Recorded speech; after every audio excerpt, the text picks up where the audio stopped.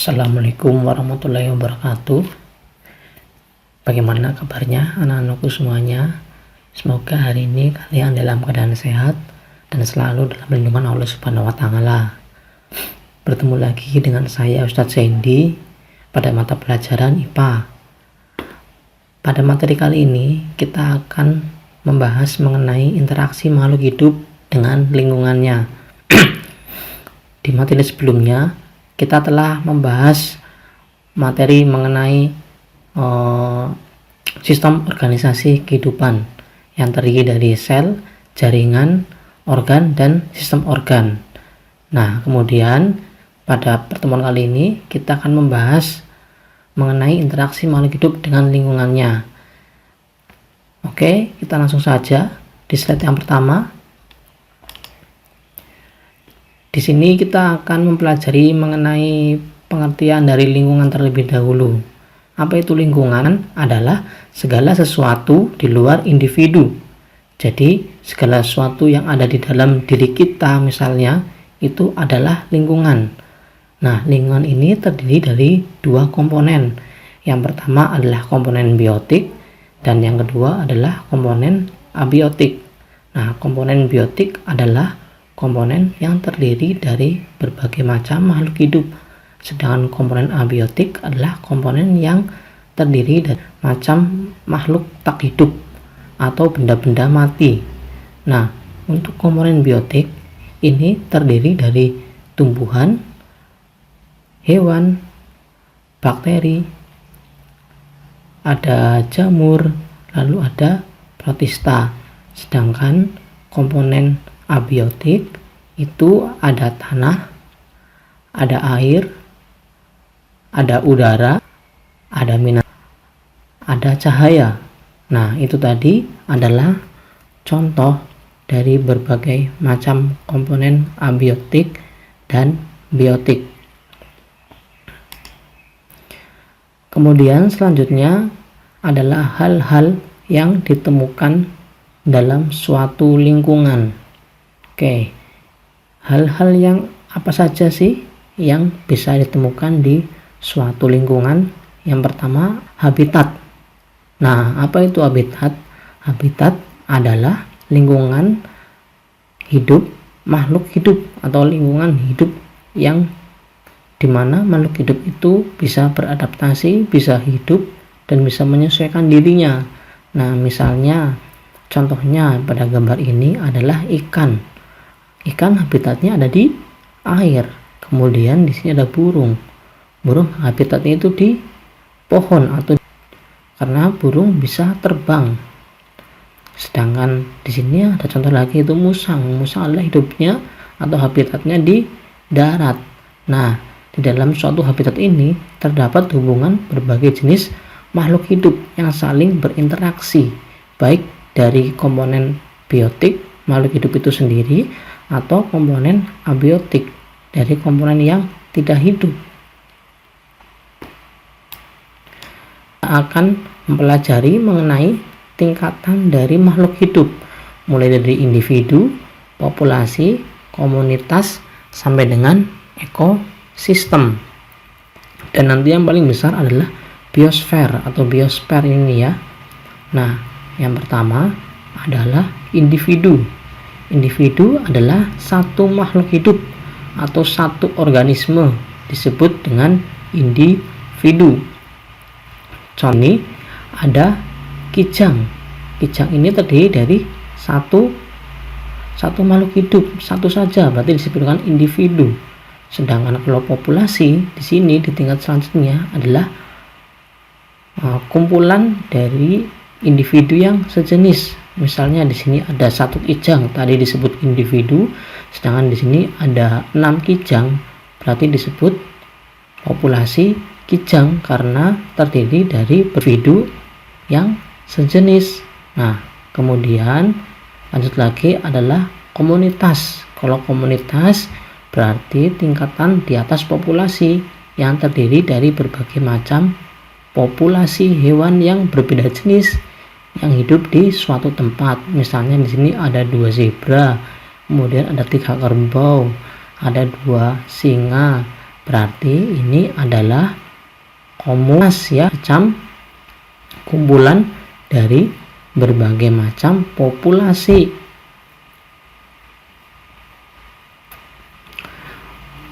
Kemudian ada ekosistem. Nah, apa itu ekosistem? Ekosistem adalah kumpulan dari komunitas yang menempati suatu daerah tertentu yang saling berinteraksi atau memiliki hubungan timbal balik. Nah, hubungan timbal balik ini tidak hanya antara makhluk hidup dengan, tetapi juga antara makhluk hidup dengan lingkungannya, dengan komponen abiotiknya. Misalnya ada tanah, ada air, ada udara, dan ada cahaya matahari.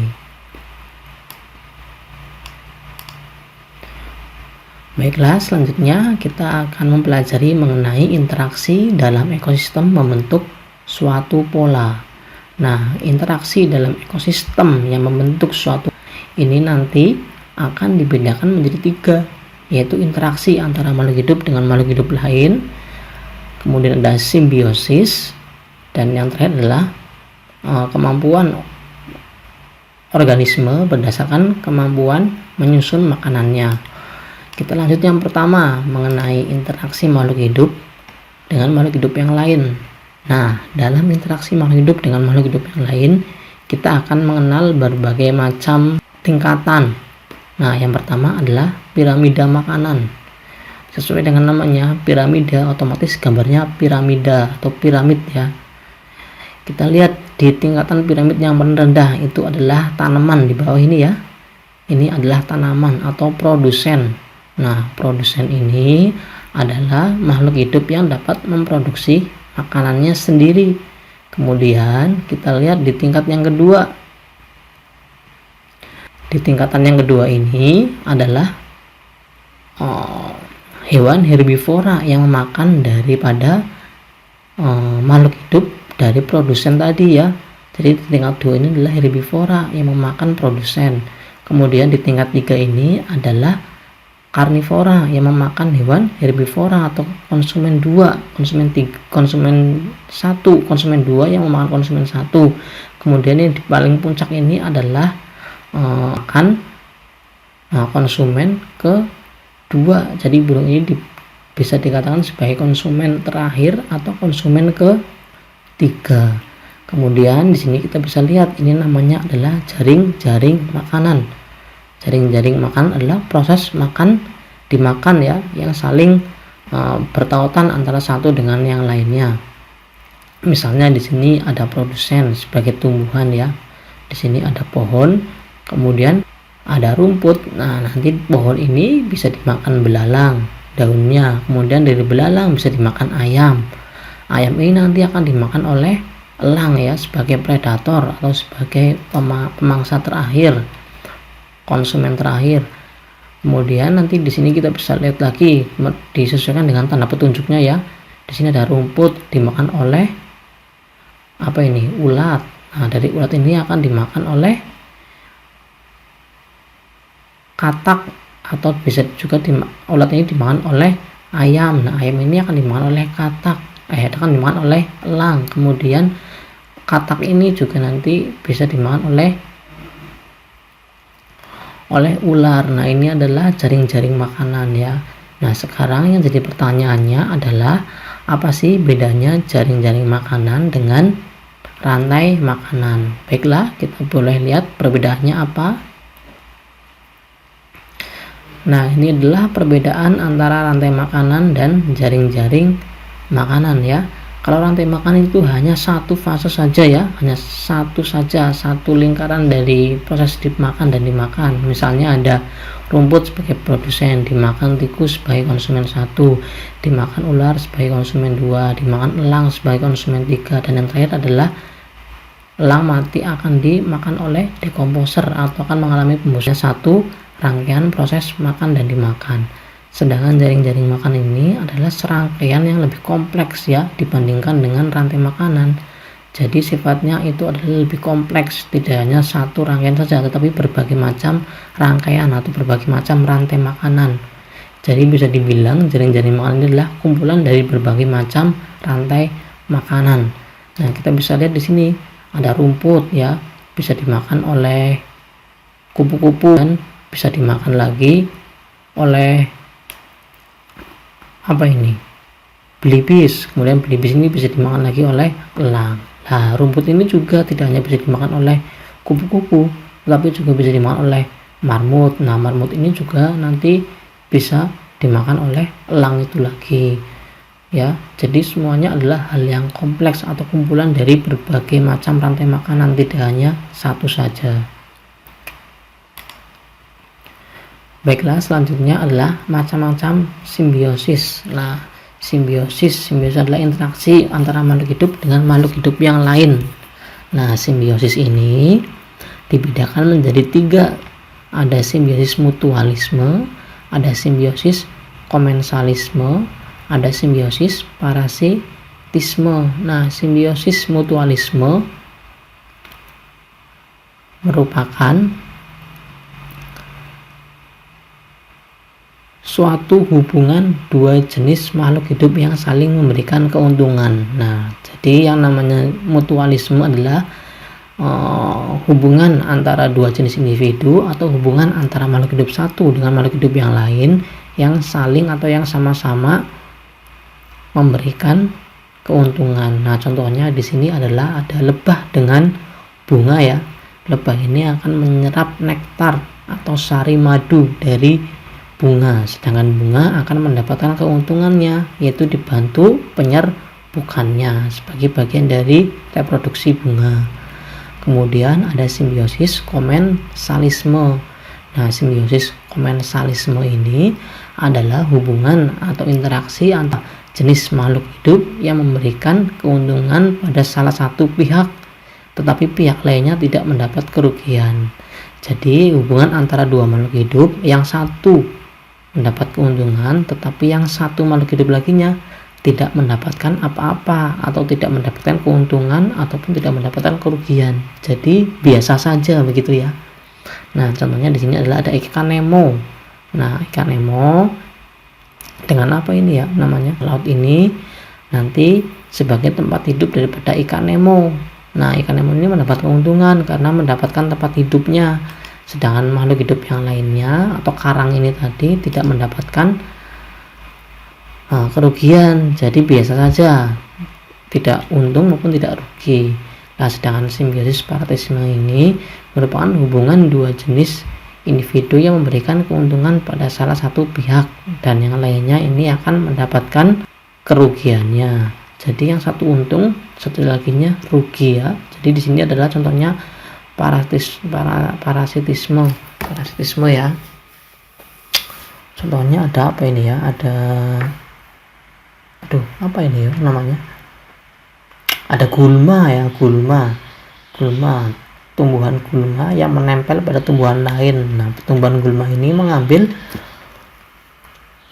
sari-sari makanan atau mengambil dari tumbuhan lain. Nah, sedangkan tumbuhan lain yang ditempelnya itu akan mendapat kerugian ya, dengan bisa menjadi hewan, tumbuhan itu bisa menjadi mati karena makanannya diambil oleh tumbuhan gulma. Kemudian selanjutnya adalah peran organisme berdasarkan kemampuan makanannya. Nah, peran organisme berdasarkan kemampuan makanannya ini nanti dibedakan menjadi 2 ya. Ada autotrof dan ada heterotrof. Kalau autotrof organisme yang dapat membuat makanan sendiri atau bisa memproduksi makanannya sendiri. Misalnya di sini tumbuhan. Kalau tumbuhan itu kan khususnya yang berwarna hijau ya, karena mengandung klorofil, otomatis akan bisa berfotosintesis. Nah, hasil fotosintesisnya itu disebut sebagai hasil produksi makanan yang digunakan oleh tanaman itu sendiri.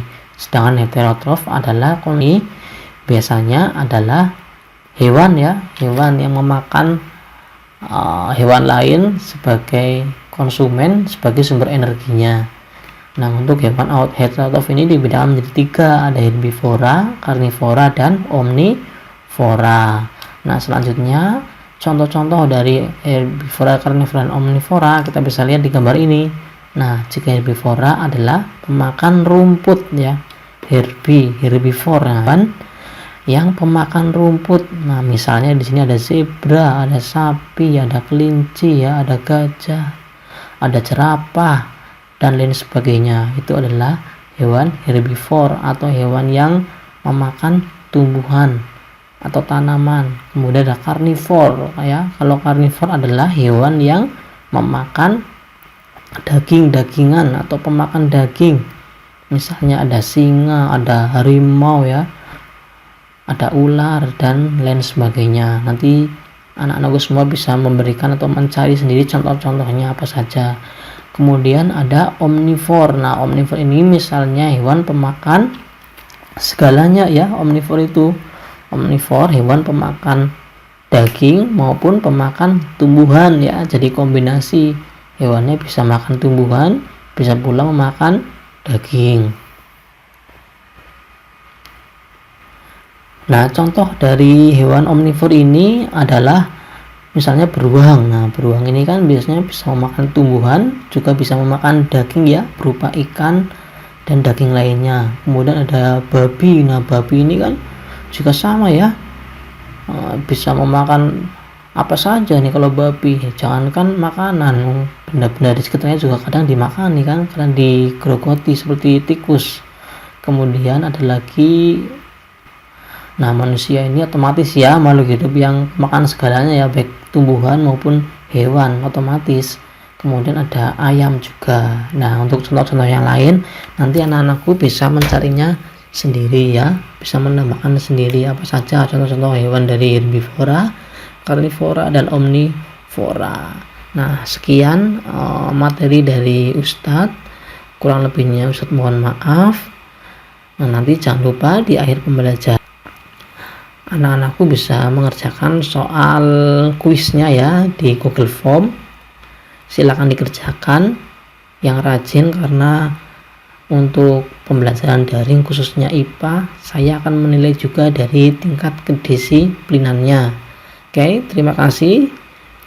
Untuk materi selanjutnya nanti di minggu berikutnya masih sama insya Allah mengenai interaksi makhluk hidup dengan lingkungannya. Untuk minggu depan insya Allah Ustadz akan adakan ulangan ya, ulangannya mengenai bab 1, mengenai sistem organisasi kehidupan ya, mulai dari sel, jaringan, organ dan sistem organ. Ustadz akhiri, billahi taufiq wal hidayah. Wassalamualaikum warahmatullahi wabarakatuh.